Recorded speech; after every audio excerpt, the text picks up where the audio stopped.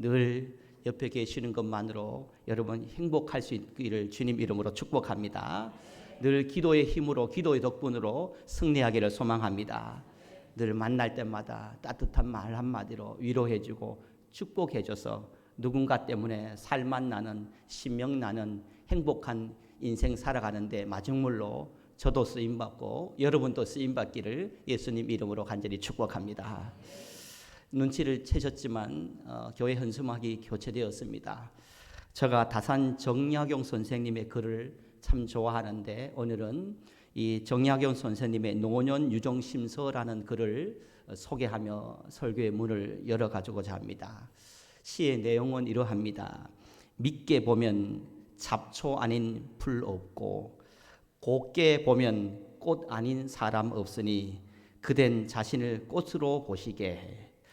털려들면 먼지 없는 이 없고 덮으려 들면 못 덮을 허물 없으니 누군가의 눈에 들긴 힘들어도 누군가의 눈 밖에 나가는 건 한순간이더라. 나이가 들면서 눈이 침침한 것은 필요 없는 작은 것은 보지 말고 필요한 큰 것만 보라는 뜻이요. 귀가 잘 안 들리는 것은 필요 없는 작은 말은 듣지 말고 필요한 큰 말만 들어가는 것이고, 이빨이 시린 것은 음식 먹고 소화불량 없게 하려 함이고, 걸음걸이가 부자연스러운 것은 매사에 조심하고 멀리 가지 말라라는 것이요. 정신이 깜빡깜빡거리는 것은 살아온 세월을 다 기억하지 말라는 것이다 라는 시입니다. 여러분, 공감하는 부분이 없지 않아 많이 있을 것입니다. 우리가 살아도 우리가 이렇게 살 필요가 있다라는 것입니다. 우리는 늙어가는 것이 아니라 혹자는 익어가는 것이다 라고 말합니다. 우리 그리스도인들은 날마다 자라야 되고요. 우리 그리스도인들은 날마다 성장하는 그리스도인이 되어야 한다라는 것입니다. 이제는 다 살았다. 이제는 끝이다. 이제는 죽어야 되지. 이제 뭘 하겠노? 라는 생각이 아니라 그 자리에서 어떻게 하면 기도하고 어떻게 하면 사명 끝까지 완수하고 어떻게 하면 후손들을 위해 축복하고 어떻게 하면 선하고 거룩한 영향력을 끼칠까 늘 생각하고 그렇게 성장하고 그렇게 자라가며 살아갈 수 있는 우리 모두가 되어야 한다라는 것입니다. 어느 날 아내에게 생뚱맞게 질문을 한번 던졌습니다. 여보, 당신은 내가 언제 가장 멋있어 보여? 라고 질문을 하니까 돌아오는 말이 3초도 망설임 없이 고민 없이 응 없고 라고 말합니다. 그래도 25년 살아왔는데 한번 곰곰이 생각했으면 좋겠다. 그래도 25년 동안 한두 번 정도는 내가 멋있어 보일 때가 없었어 라고 이야기하니까 한참을 고민하더니 거의 없는데 굳이 말한다면은 당신이 하는 일에 땀을 흘리며 최선을 다하는 모습을 볼 때, 그리고 신혼 초기와 지금 날마다 배우고 성장하는 당신을 볼 때 그때는 잠깐 멋있어 보여 라고 이야기한다는 것입니다. 성장하고 자란 모습을 보고 또 내가 하는 일에 열심히 자부심을 가지고 자랑하는 마음, 자부심을 가지고 열심히 하는 모습이, 그러면서 자라는 모습이 멋있어 보였다라는 것입니다. 그래서 요즘은요, 아내에게 조금 더 멋있어 보이기 위해서 조금 더 열심히 성장하려고 노력합니다. 그래야 하루 세 끼를 얻어먹을 수 있기 때문인 것입니다. 여러분도 매일매일 성장하는, 자랄 수 있는 저와 여러분 되기를 주님 이름으로 간절히 축복합니다. 성장하고 발전하고 자라는 모습이 이 세상의 가장 아름다운 모습이고 이 세상의 멋진 것 중에 가장 멋진 모습 중에 하나이다라는 것입니다. 여러분, 모든 움직이는 것은 때가 있습니다. 아름다운 때가 있습니다. 이 세상 모든 것이 아름다워 보일 때가 있고요, 또 이 세상 모든 것이 멋져 보일 때가 있는데 그때가 언제입니까? 그때는요, 배우는 무대에서 열심히 연기를 할 때, 땀을 흘리며 열심히 연기를 할 때 그때가 가장 아름다워 보인 것입니다. 또 연기가 발전해서 다 성숙한 것을 표현해낼 때 그때 배우자는 가장 아름다워 보이고 가장 멋져 보이는 것입니다. 선수는 어떻습니까? 운동선수는요, 필드에서 열심히 전력 질주해서 자신의 실력을 다 발휘할 때 땀 흘리고 열심히 해서 성장하는 선수를 볼 때 그 선수가 가장 멋지고 아름다워 보이는 것입니다. 학생은 어떻겠습니까? 공부를 하는 학생은 어떻겠습니까? 자기가 주어지는 그 교실에서 그 의자에서 그 책상에서 열심히 여러분 공부를 하는 그 모습을 보면 그 공부하는 학생이 너무나 예뻐 보이고 멋져 보이고 아름다워 보인다는 것입니다. 비행기는 어떻습니까? 하늘을 나를 때가 가장 아름답고 자동차는 고속도로의 도로를 달릴 때고 나무는 바람에 나무 낄 때 그때가 가장 아름다워 보인다라는 것입니다. 우리 자녀들은 어떻습니까? 한 해 한 해 키가 자라고 한 해 한 해 생각이 자라고 한 해 한 해 마음이 자라고 한 해 한 해 자라는 모습을 보면은 우리 자녀들이 너무나 아름답고 너무나 대경스러운 것입니다. 자람이 멋짐이고 자람이 여러분 아름다움이고 자람이 정말 위대한 것입니다. 예수 믿고 거듭난 하나님의 자녀는요, 신앙이요, 마음이, 생각이, 믿음이 날마다 성숙하고 자라야 되는 것입니다.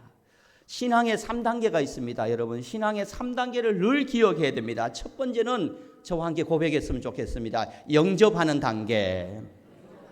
이 영접하는 단계를 심음의 단계인 것입니다. 내가 심습니다. 그리고 두 번째는요, 성장하는 단계입니다. 따라합니다. 성장하는 단계.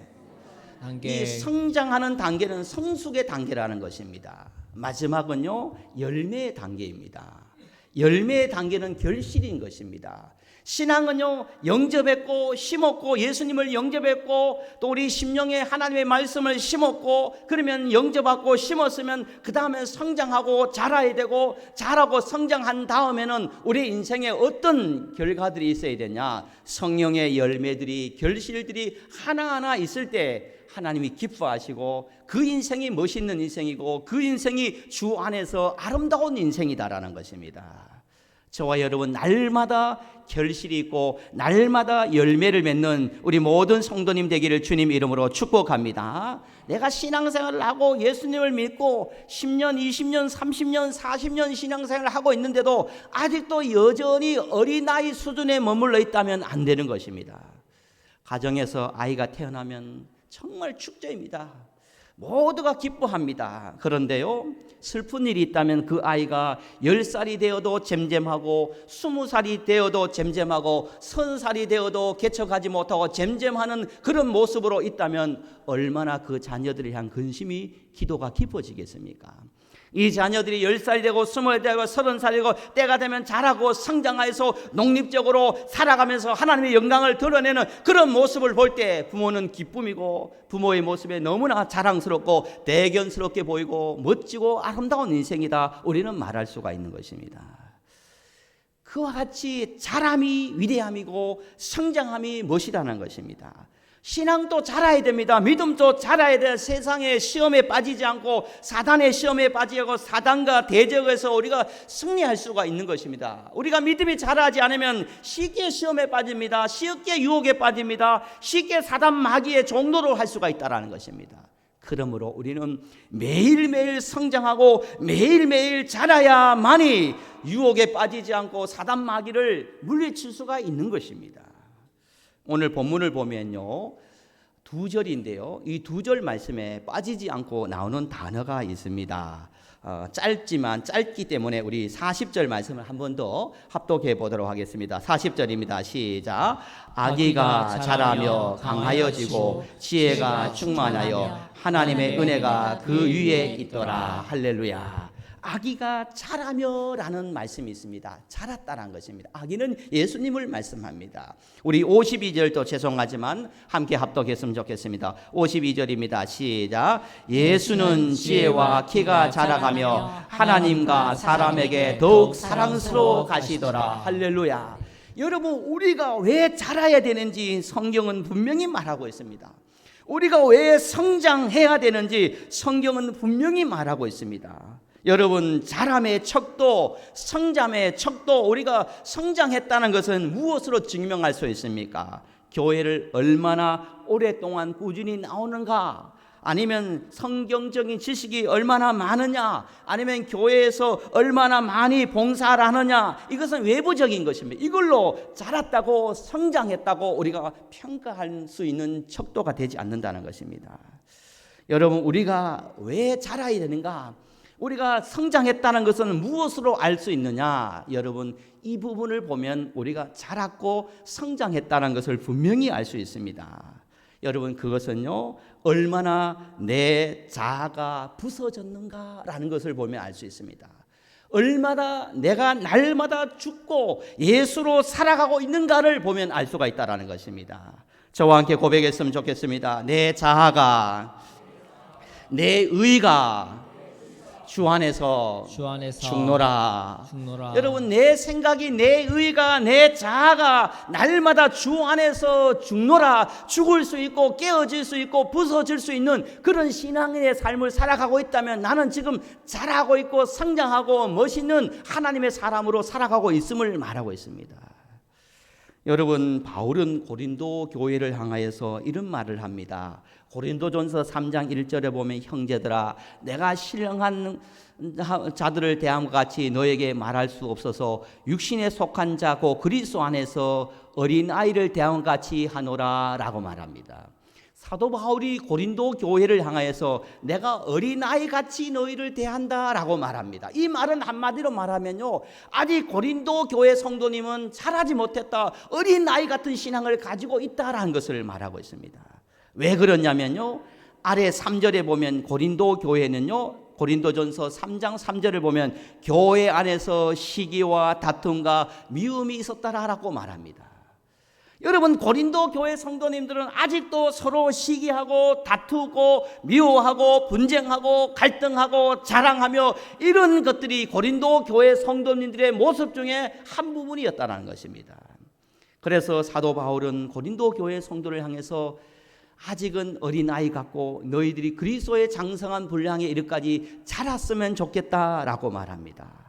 사도 바울이 볼 때 얼마나 많이 전도했느냐, 얼마나 많이 성경 지식을 알고 있냐, 얼마나 많이 은사를 가지고 있느냐, 이것이 그 사람을 평가하는 성장의 자람의 기준이 되지 않았습니다. 사도 바울이 보기에 고린도 교회 성도님의 자람은 내가 깨어지고 내가 부서지고 내 자아가 부서지고 오직 예수로만 살아갈 수 있는 그 믿음의 단계에 이르기를 사도 바울은 원했다라는 것입니다. 사랑하는 성도 여러분, 우리 가정에서, 여러분 삶에서요, 우리가 교회 생활하면서요, 교회가 갈등, 또 여러분의 부서가 갈등, 우리의 가정이 어려움을 겪고 갈등을 겪고 문제가 생기는 것은요, 아주 큰 일, 아주 대단한 일로 일어나는 것이 아닙니다. 아주 작은 일, 아주 사소한 일로 갈등이 일어나고 미움이 생기고 시기가 생기고 여러분 다툼이 일어난다는 것입니다. 왜 그렇습니까? 아직 내 자아가 깨어지지 않았기 때문인 것입니다. 아직 내가 주 안에서 죽지 않았기 때문이라는 것입니다. 사랑하는 성도 여러분, 여러분은 어떤 경우에도 주 안에서 나는 날마다 죽노라, 나는 날마다 깨어지고 나는 죽고 예수로 살아가겠습니다라는 그런 신앙의 단계까지 자랄 수 있는 저와 여러분이 되기를 주님 이름으로 간절히 축복합니다. 여러분, 내가 죽고 예수로 살아가는 것입니다. 나는 날마다 깨어지고 예수로 살아가는 것입니다. 에베소서 4장 15절을 보면요, 바울은 모든 성도에게 범사에 그에게까지 자랄지어다 라고 말합니다. 사도 바울은 고린도 교회를 향해서 그에게까지 자라라는 것은 예수님까지 자라야 한다라고 말하고 있습니다. 여러분, 예수님은 어떻게 어느 만큼 자랐습니까? 예수님은 오늘 본문에 보면요, 강하였고 지혜가 충만하였다라고 말하고 있습니다. 여러분, 우리의 신앙이 지혜롭고 아주 강하게 십자가를 질 만큼 성장하고 자랄 수 있는 그런 성도가 되어야 됩니다. 여러분, 지금 가정에서 교회에서 예수님처럼 지혜롭게 여러분 살아가고 지혜롭게 성장하고 있습니까? 아니면 예수님처럼 아주 강하게 여러분 지혜롭게 성장하고 있습니까? 아니면 예수님처럼요, 십자가를 질 수 있을 만큼 여러분 잘하고 성장하고 그렇게 멋있는 삶을 지금 살아가고 있느냐라는 것입니다. 사랑하는 성도 여러분, 여러분 위해 기도하고 축복합니다. 우리가 거룩한 소망을 가지고 다시 믿음의 길을 출발했으면 좋겠습니다. 나는 범사에 그에게까지 자라기를 원합니다. 이 고백이 여러분의 고백이 되기를 원합니다. 여러분, 그래서 나는 날마다 죽고 내 생각이 깨어지고 내 자아가 깨어지고 오직 예수님 또 주 안에서 살아가고 또 더 나아가 날마다 지혜롭고 날마다 강하고 담대하여서 하나님의 뜻을 이루어갈 수 있는 그런 성장하는 그런 단계까지 자랄 수 있는 그런 성도님이 되어야 한다라는 것입니다. 말씀을 정리합니다. 한 사람을 소개합니다. 스탠디 존스라는 선교사님이 있습니다. 감리교 선교사님인데 인도를 비롯한 전 세계에 복음을 전했던 사람입니다. 90평생 하나님의 복음을 수백만 사람들에게 복음을 전했는데요. 그런데 복음을 전한 말년에 80세가 되는 쯤에 이는 온몸이 마비되어 버리는 그런 어려움을 겪게 됩니다. 보통 사람 같으면 내가 하나님 나라를 위해서 선교 사명을 감당하기 위해서 세계 열방을 다니면서 복음을 전했는데 내가 왜 이런 병이 걸려야 되는가, 내가 왜 이런 어려움을 겪어야 되는가, 불평하고 원망하고 짜증내며 하나님을 향하면서 어떻게 내게 이럴 수 있습니까? 라는 그런 불신앙의 모습으로 살아갈 수 있었지만, 그러나 이 스탠디 존스는요, 그런 상황 가운데서도 하나님의 뜻이 있을 거야, 하나님의 계획하심이 있을 거야, 하나님께서 분명히 나를 온몸을 마비되게 한 이유가 있을 것이야 기도하면서 주님을 바라볼 때 하나님의 감동을 바라주십니다. 하나님께서 이 선교사님에게 지금까지 사역해왔던 그 모든 사역을 글로 책으로 쓰라는 그런 감동을 주십니다. 그래서 그는요, 아무것도 움직일 수 없었지만 옆에 사람의 도움을 받아서 글을 썼습니다. 누운 자리에서 글을 썼습니다. 그 책 제목이 하나님의 수락이라는 책을 썼습니다. 이 책은요, 전 세계를 다닌 것보다 더 위대한 복음을 전하는 위대한 역사와 감동을 주는 그런 아름다운 책이 되었다는 것입니다. 그가 몸이 건강해서 복음을 전할 때보다 누워서 아무것도 하지 못하고 책으로 복음을 전할 때 더 하나님의 역사, 더 하나님께서 돌아오는 그런 축복의 열매와 결과가 임했다는 것입니다. 이 스탠디 존스라는 선교사님이 어려움 앞에서 강하고 지혜롭게 믿음으로 한 걸음 더 나아가지 못했다면요, 말년이 끝이 아름답지 못하는 그런 인생으로 마감했을 것입니다. 그러나 그 고통 속에서도, 그 아픔 속에서도, 그 어려움 속에서도 날마다 성장하고 날마다 자라고, 그래서 하나님 앞에서 멋있는 하나님 앞으로 서 있을 때 위대한 그런 사명으로 끝까지 완수하는 뜻을 이루어가는 하나님의 사람이 됩니다. 사랑하는 성도 여러분, 여러분들을 다시 세상으로 파송합니다. 여러분 인생 앞에 어떤 일이 있다 할지라도 여러분 지혜롭게 강하고 담대하게 또 끊임없이 그것을 통해서 날마다 성장하고 날마다 자라서 우리의 삶이, 우리의 신앙이 취해지는 삶이 아니라 영적으로 멋있는 멋진 그런 하나님의 사람으로 하나님의 뜻을 펼쳐가고 하나님의 영광을 드러낼 수 있는 저와 여러분이 되어지기를 예수님의 이름으로 간절히 축복합니다. 아버지 하나님, 감사합니다. 어제보다 오늘, 오늘보다 내일 주님을 닮아가기 원합니다.